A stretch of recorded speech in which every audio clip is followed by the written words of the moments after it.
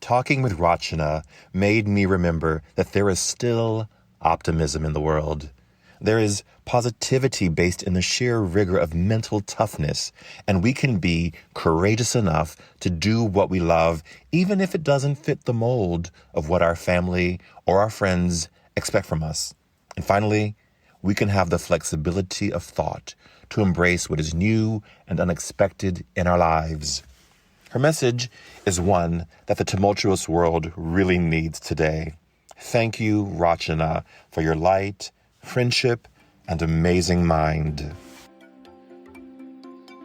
Hello and welcome to another installment of At the Podium with me, Patrick Huey. At the Podium is a platform where we will learn from people who come from different walks of life, careers, and experiences, but all share one thing in common. They have stepped fully into the transformative power of saying yes to the unexpected turns of their lives, and they're now using the power of their voice, or podium, to make an impact on the world we live in today. At the Podium is the intersection of art, culture, and big thoughts wrapped up in good old-fashioned conversation. Today, I'm thrilled and humbled to share the podium with Rachana Garg. Rachana is driven by her right and left brain, using her strengths in creativity and operational excellence. She pivoted from production management on Broadway and the Washington, D.C. art scene to being a successful sales leader with Pfizer. Rachana holds a BFA in theater from Virginia Commonwealth University and an MFA in stage management from Yale University. A former worldwide global innovation fellow and simplicity champion, she continues to be inspired by Pfizer colleagues worldwide. She thrives on shaping culture through the Pfizer values and is on the national I&I culture team. Rachana is honored to be trusted in her position as Global Diversity, Equity, and Inclusion Communication Lead at Pfizer. She brings strategy, space, voice, and a sense of belonging to every human being. Her intention is to amplify all of the current Pfizer resources they currently have and shape and develop their story. Rachana has 3 sons. They are her purpose, as parenting teaches her by looking through their lens. She married her college boyfriend Rishi, who is physician and chief medical officer at Inova Fairfax Hospital. How does she bring calm to her world? Rachana teaches yoga, meditation, and breathwork, and is writing a book about prana, breath, shifting her focus from self to serving others. Rachana, welcome. How are you? Thank you. I'm good. Thanks so much, Patrick, for having me on. I'm honored to connect with you again and to be a part of this. Your story is so broad. It's so broad and so expansive. And we're going to try to zero in on some of the really, really big highlights. My last memory of you from the theater was 20 years ago-ish. We were young babies when we were doing The Master and Margarita. Will Frears directed it. You were our stage manager. Yes, good old Will Frears. He directed it. You were our stage manager. I was playing Korogiev in that amazing, amazing play. And all I remember is that you were having to manage some really big theatrical personalities, some of whom we've interviewed on this particular podcast. And you were such a rock star stage manager. And so I'm really curious to know about your journey from being at this elite training program to producing production on Broadway to Pfizer, and now you're beginning a whole new journey within yoga and the healing power of yoga and meditation and breath work. Where do we start? Oh my gosh, not much has changed, actually. Bringing that, I remember Ben Samler would always say, bringing order to chaos. And I feel like that is something that is a through line through life. So just, I had to really dig deep. When I came to Yale for stage management, we met there. I, faced a lot of societal pressures, and I didn't reflect on that until I was there. And then afterwards, just around like being Indian American and going into the theater. I know now it's more common and more accepted, but at that time, 20 years ago, it was kind of like, what are you doing with your life? And thankfully, I had parents that supported that, but I had to really focus on like, what are my capabilities? When I left there and I was in the theater, what are the strengths that I have? So organization, ultimately, looking at communication, building community, that's what theater and that's what our experience was at Yale, that community. And that's why we're still connected. So how do I thread that through and kind of figure out what's most important to me? And I realized that family was most important to me. So it was a bold breakthrough. There were some really hard times when people would say to me, and you may have dealt with this too, why did you leave the theater? And so I actually never feel like I've left the theater, because I feel like these qualities that Yale taught us, that theater teaches us, are life skills, right? And storytelling, that is something that is a through line on this podcast that we just kind of shape every day. And one of the things I remember being about a stage manager there, and I feel like I still do, is, I felt like I could work with anyone because I was diplomatic. Right. I wanted to be able to build a sense of belonging in the room, whether it was with what coffee the actors liked or the designers, what do they want? And then encouraging empathy. So the theater does really teach you that those two big things. And if you have the mindset, you put in the effort, you put in the attitude, the positive attitude, you can really take it to any role. Right. That's kind of how I feel like what I continue to bring every day to whatever I do, whether it's parenting my kids, whether it's working at Pfizer, whether it's doing the stage management for that show. It really does come down to those core skills. Okay. So who is Ben Samler? Because you referenced Ben Samler. So for those who are listening who don't know who he is, who is Ben Samler? Thank you for bringing that up. So Ben Samler was the chairman of the TD&P program, which was the Technical Design and Production program. So that was a program that still is very well run at Yale School of Drama. And then we had the stage management program, and we worked very well and cohesively with them. And when I was at Yale School of Drama, the stage management program was run by Mary Hunter and Karen Quisenberry. Yes. And you referenced in the beginning of your response that you felt these societal pressures, these cultural pressures to perhaps pursue something different, which I think a lot of BIPOC, a lot of immigrant stories are really, well, you should become a doctor or you should become a lawyer. You should be doing these very aspirational jobs because it's about uplift and you're representing things bigger than yourself. So what was that like? And who was Rachana before she got to Yale and stepped into the first part of her oneness, ownness, selfness? Yeah. So really good question. I will tell you that it wasn't easy, as I mentioned. Everybody around me was going into doctor of theater, doctor, engineer, lawyer, business IT. And I thankfully, my mom really was a proponent of the theater.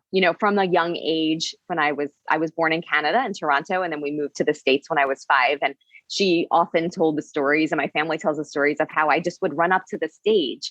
And then as over time, and the more I grew, and actually at VCU at theater, when I studied the theater there, I realized they actually didn't have a stage management program. But 2 or 3 years in, I realized that I had the heart, to be on stage, but I really loved like putting the pieces of the puzzle together. And so I think my time at VCU really helped shape kind of what my strengths were, kind of the organizational part of it. And then also the listening and building like people's journeys around me and feeling like, and again, I think that's like where the service comes in. I always felt like I was serving others. And, looking back, I'll be honest, that might be a cultural trait too, that, I have had throughout my young life, just wanting to be, part of the community. I saw my mom and dad like helping in the Indian community, whether it was at the temple or feeding others that were coming from India, and kind of us having a home where we supported people coming through. So I really do feel like that service started, kind of from a young age. And then knowing that, oh, wow, like I'm pretty organized. My heart is in the theater, but I may not be the one to be, on stage. So that kind of really was a process. It's always a journey. And thankfully I had the support of my mom, and I'll say my dad eventually. And we joke about it now because we go for walks a couple times a week. And since he recently moved up closer to me. But the interesting part of this is that, at the time he said, "Oh, you're going to Yale. You must really be serious about the theater." And I said, "Yes, thank you. I am. I'm serious about theater."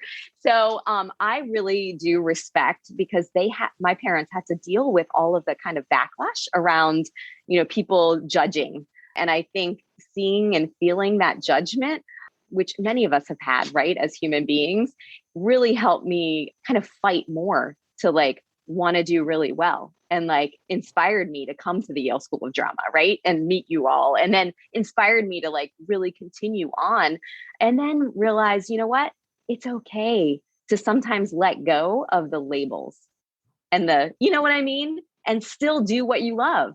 So I don't know if that answers your question, but that's kind of part of it. No, it does. And I think I think a journey that I have been on is releasing labels.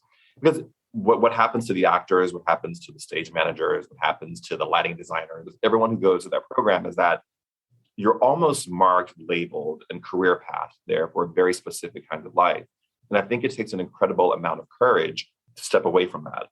And sometimes you don't have a choice. Sometimes life deals you a different set of circumstances to deal with. But I think something you said earlier that really resonated within me is that, people ask, how did you leave acting? How did you leave the theater, the business? And to your point, I don't feel like I've ever really left it. I feel like the expression that you were taught, the sort of skills that you were taught, separate and apart from, how to do X, Y, and Z in a play, or how to those life skills, those critical thinking skills, I use every day. And I think it's helpful to think about one's life in a broader context than just what I learned to do in school. I think you have to be open to what's going to happen in real time, and that you're making the best decisions with the information that you have at those moments. You know what I'm saying? I totally understand and get what you're saying. And I often think about, especially when I teach yoga now and in life, I think about process, because we have all been part of the process with the theater, right? It's coming together, and progress. We make progress, and we show up every day, but it's not perfection. It just isn't. So if I can, when I'm feeling like I'm struggling with something, I'm like, okay, let me remind myself that it's a process, and we will make progress, right? If we're trying and we have the attitude that's positive and we're putting forth the effort, we are going to make progress. And why does it have to be perfect? And what is perfect, right? So I think going back to your point about labeling and the labels that maybe we left with, if we can all kind of think about this is process and progress, and you can take that wherever you are, and you can feel like it's your perfect, right? Right. And right. I almost don't love that word. It's just we can think about the two, process and progress, right? So I'm with you. Okay, so we finished school. You're in New York. You're working on these Broadway shows. You're in the room where it happened, as they say in Hamilton, for many great shows in the theater. And then Pfizer enters your life. What was that process of making that transition into going to work for Pfizer? Yeah, so awesome question. And I'll just reflect back. I worked on Broadway for a hot minute, because I decided to move to DC and the theater scene in DC, because Rishi, my college boyfriend and then fiance, we dated all long distance from Yale to his med school, got matched at Georgetown. So then I worked and produced shows in DC at the Kennedy Center and everything like that.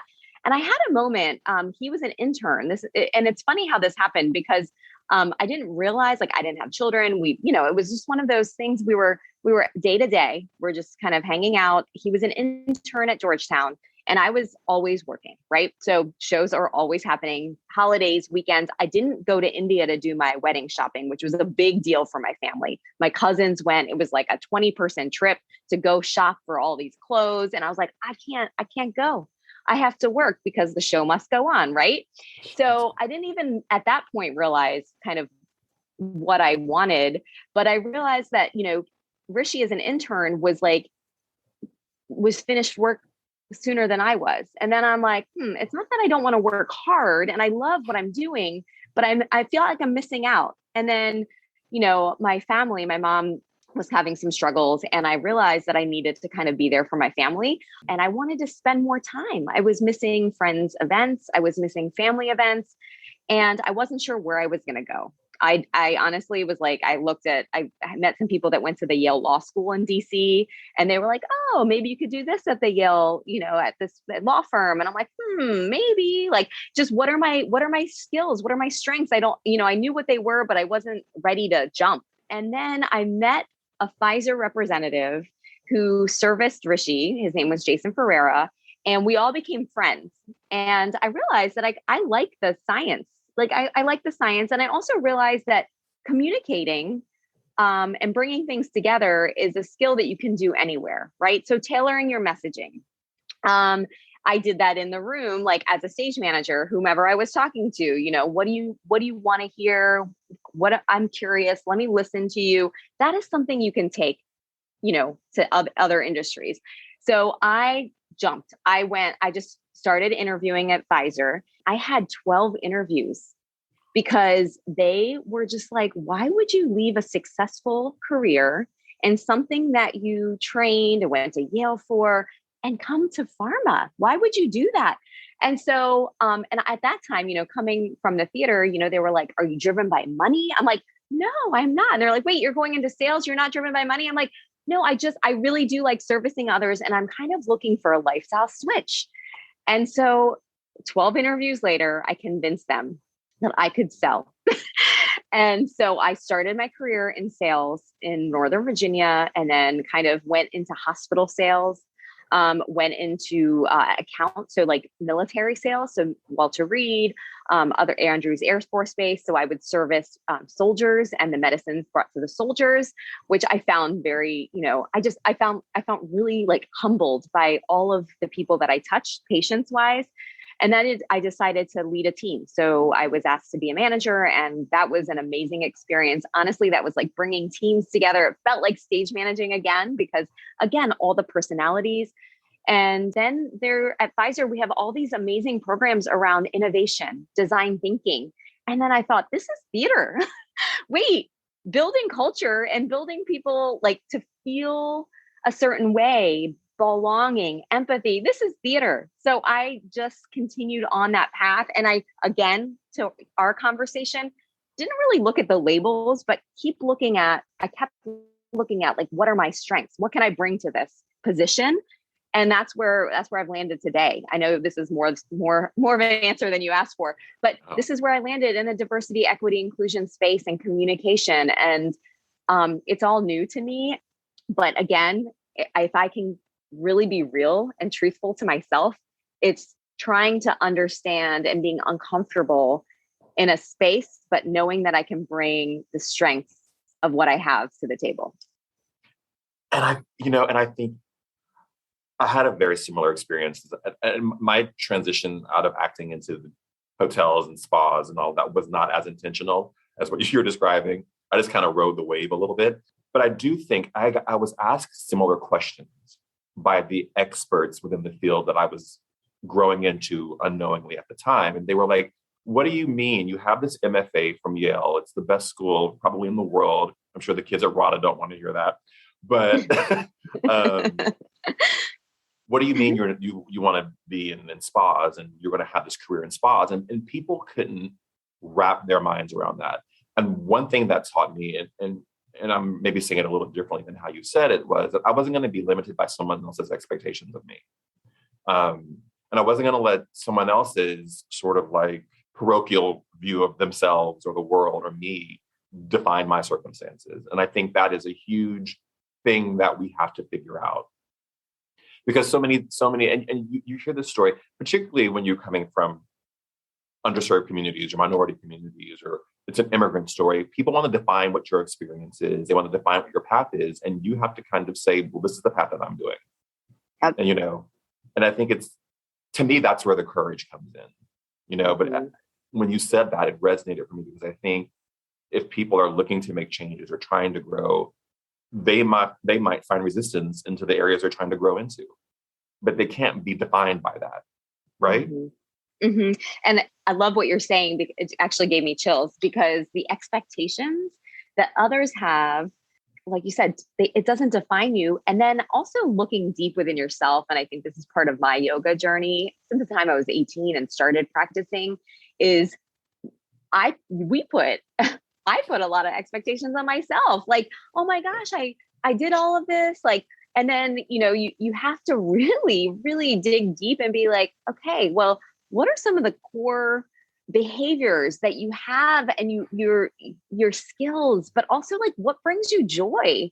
And it's okay. Like, stop expecting all of that from yourself because you did XYZ, right? Like, I think it goes both ways. And, it's uncomfortable and it's hard to like kind of dig deep and, either write through it or find, I know you play music and it's beautiful. Like, find your like sort of way to navigate that wave, like you said. But yeah, the expectation, that word in general, like it gets all of us humans, all of us get into trouble with it, It's a barrier for sure. Yeah, it is. And it's, and I still struggle with it sometimes. And, particularly when you look at the people that we went to school with and people have had amazing success in so many ways, separate and apart from what we study. It's an interesting journey to look around and see and understand what your relationship is to someone else's success and what that looks like and how you feel about that. And also how you use that as a means to help guide you and buttress you. Does that make sense what I'm saying? Yes. I'm kind of working through it with you a little bit here, Rachana. So. Yeah, no, I really do. It does. It's a guiding force. I mean, it's like your life force. And that's why I honestly, like, I come back to like, how do we aim our mind? And that's one of the reasons I named my yoga, like kind of practice or business around like aim your mind, like if you can kind of come back to like, where does your mind take you? And then kind of work through like the feelings of it. And I often think about this with yoga in general, because, people have the expectation of like coming into a yoga studio and looking a certain way and being able to be flexible and all of these things.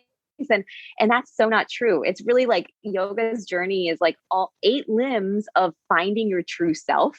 And so it doesn't matter what shape you take on you are, or you take on the mat. It really is about like, what's guiding you, and how do you navigate that with your breath? So that's why I focus a lot on breath, because probably every yoga class I teach is like, well, I just want to let you know, like, I can't do the splits. I'm like, me neither. Like, I'm, it's all a work in progress. Again, going back to like process, make progress in your own practice, and whatever practice could be yoga, but practice could be your job, or practice could be like, this podcast. Like, it's just, there's just so much to think about with it and be reflective of everybody's journey. I mean, you just said something that struck me, Rachana, which took me back to my Yale days, my circle in the square days, was process.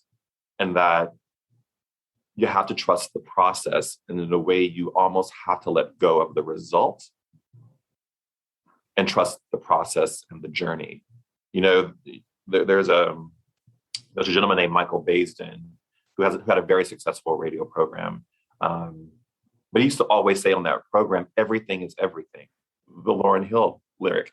But it's yes. True though. It's kind of like everything is everything. And you kind of have to trust the process to get you to where you're going to be going. But then you almost have to let go of what that destination is, because you start at Yale, you end up at Pfizer, you end up having your own yoga practice, writing a book about it.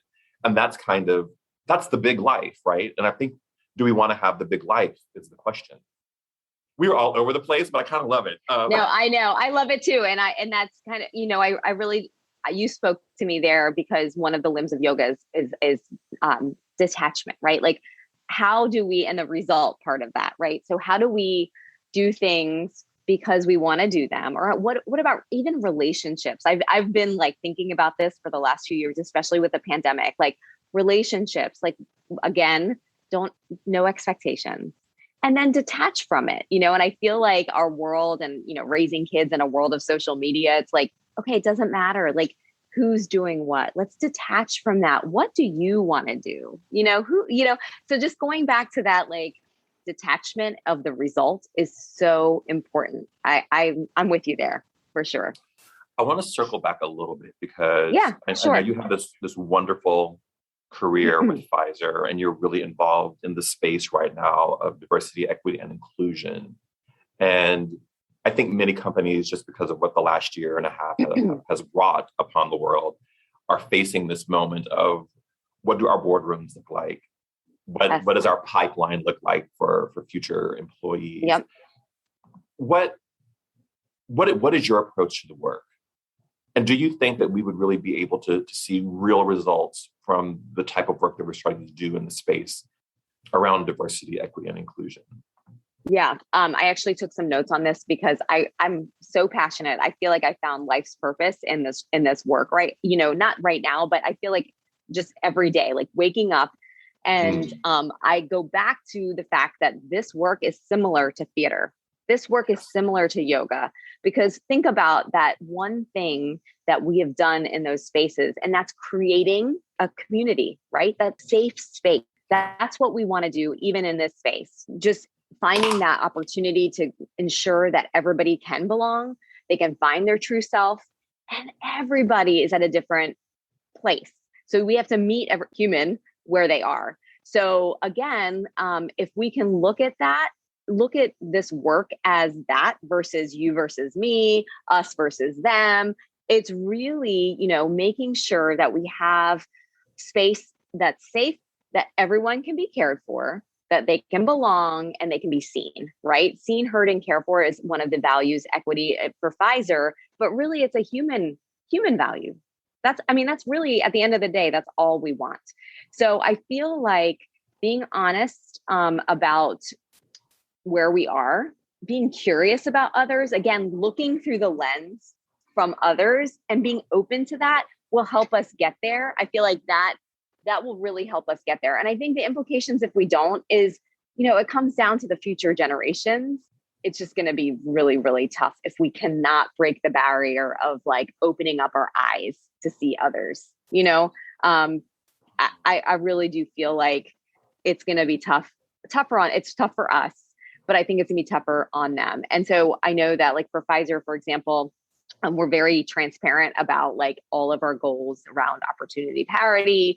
We've published our, ESG report because we need to be transparent. And Pfizer, Albert Bourla is one of the CEOs that comes from Greece. Like, he's not a US born CEO. So, really thinking globally about this is important because we all have to work together. Otherwise, it's going to continue to be the us, you versus me, us versus them. And we just have to be able to be open-minded. I don't know if that helps. And I helps or it answers your question. It does. I guess, I'm going through a DE&I process. And I'm not skeptical. That's not the right adjective of what I feel. I feel that I am curious, but with a guard up.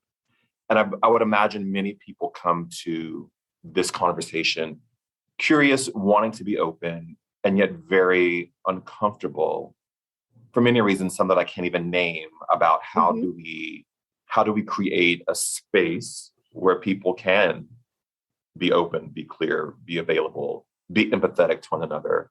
And is that being driven by the fact that we want to see better results on our balance sheets, or is that being driven by the fact that we want to make a better space for the people to live in the world together? And I sometimes think, I'm not always sure of the motives when I see companies, any company, jump into the space of D&I, because we don't have a predicate for that at this point. And so maybe that's why it's uncomfortable, is because we are building the foundations of what this is going to look like. And so maybe part of my discomfort is that we're in a space that is not, we have no reference point. There's no book. Well, there are books to read about at this point, but there is no, I can't look back 40 years ago and go, oh, what were they doing? And what worked and what didn't work? We're sort of building the model as we go. Am I in the right space on that? Is my feeling unique? No, it's not unique. I really do feel like, I mean, and that I think employees, I can speak to our company, but like just even friends that work in different industries, I do feel that because there's a lot of questions around why now, but we know all of the things that have been happening. I mean, I can bring myself clearly back to last summer with George Floyd and all of that, and understanding that we have to listen more. We really do like. And I think education is part of this process, right? You only know what you know, right? So I feel like companies that are taking an approach of educating, we all have to sort of come up to a certain level of understanding biases and understanding that we all have them, right? Like we do, like that's a human trait, and being accepting of that and just knowing that that's in you, and just then being curious, right? Like, so I think the acceptance part is important. The awareness is important.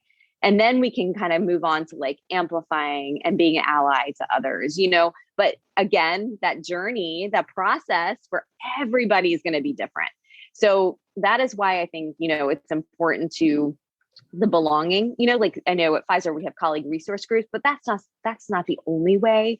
But it really does remind me of theater, because think about like the shows that we created. It's uncomfortable. Some of those are super uncomfortable. We dealt with social justice issues then, and people came to watch, but everybody had a different reaction.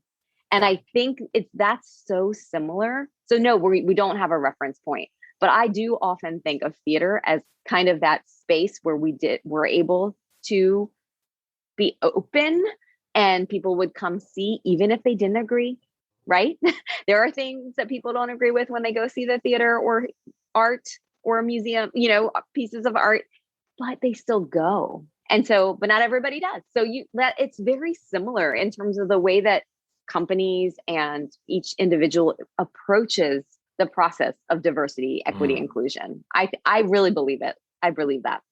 And there are going to be stumbling blocks for sure. Yeah, I mean, I believe in it. I think it's the right thing to do, because you have to start. If you wait for the right perfect moment to begin, you're never going to start. It's like you always open a play and you're not ready, right? Whenever you open a play, you've never had a rehearsal. You don't know your lines fully. Yeah. So it's very similar, but it's a very I've been very self-aware of my reaction to it, as it's such a big part of our conversation. And it's interesting to me. Mm-hmm. I will tell you that I had a manager last year who worked with me. She called me after many of the things were going on. And she said, I want to ask you something. I said, okay. She said, I just don't know what can I offer, the people on our team during this time? She said, I don't know. And I said, you know what? I said, I am so grateful that you had the courage to ask that question. And I said, the reason why is because the uncomfortable feeling of not knowing what to say in leadership positions or, in any position, we have to take accountability to say, you know what, I don't know what to say, but know that I'm here. Right. Yeah. And she did that. And I said, you know what, just call everybody on the team and say, there's a lot of stuff going on right now. 1, pandemic, 2, all the things that are going on in the social world. Are you okay? And she did that. And she said, honestly, that was one of the best advices that she's ever gotten. And she told other managers, can you just pick up the phone and call your people, ask, how are you feeling right now? How are you doing? So I really do believe that. What was it in your background or your formative years that gave you this type of wisdom? I did not have this wisdom then. Woo! I did a lot of crazy things, Patrick. I think just, I grew up in this really small town in Pennsylvania that did not have hardly any diversity, to be honest. I think I was one of 2 Indian families. We were one of 2 Indian families that lived there.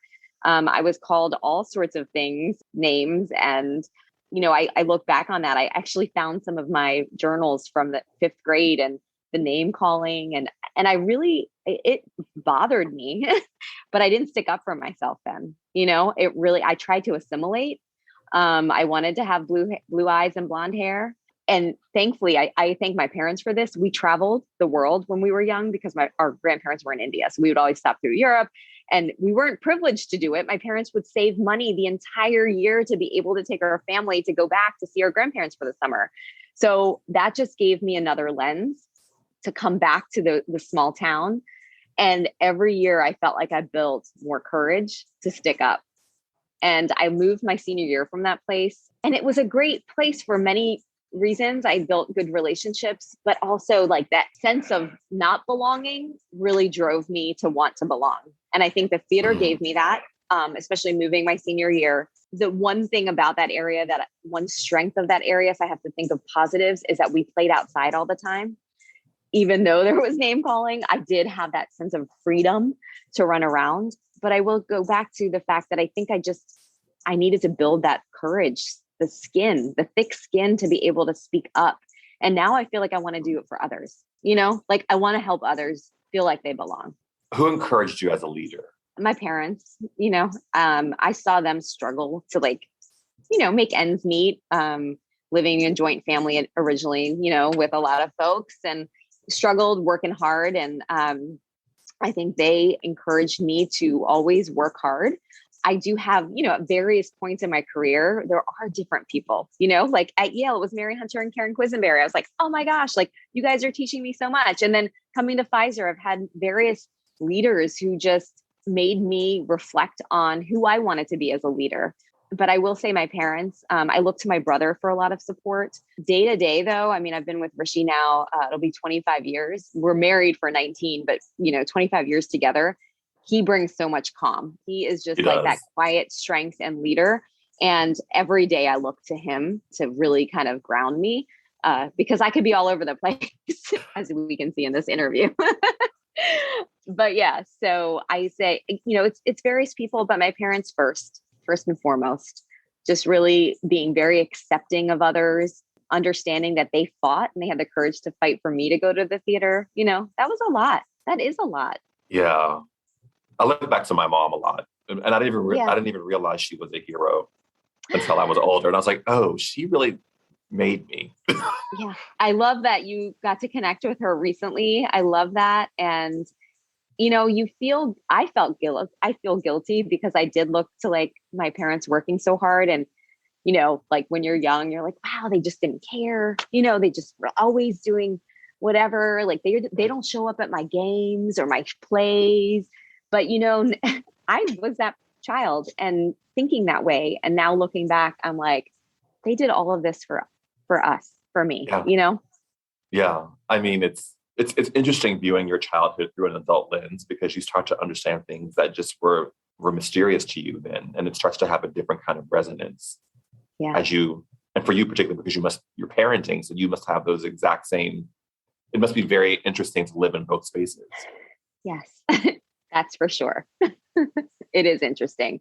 And being a parent is probably will hopefully be one of my greatest achievements, but it is very hard to do it as you work and, run a household. And, but also going back to what we said earlier in the interview, it's the expectations, right? So I think in the last 2 years, I've allowed my kids to see me fail more times than they have in Cyan will be 15 in August in the 13 years before that. I'm like, look, we're not perfect. I can't do the dishes and work from home. And like, I just have to, you guys need to help. Be helpful. Meet dishes. Yeah. Meet the dishes, meet a rag, and go. Yes. And here's the ingredients to this dinner.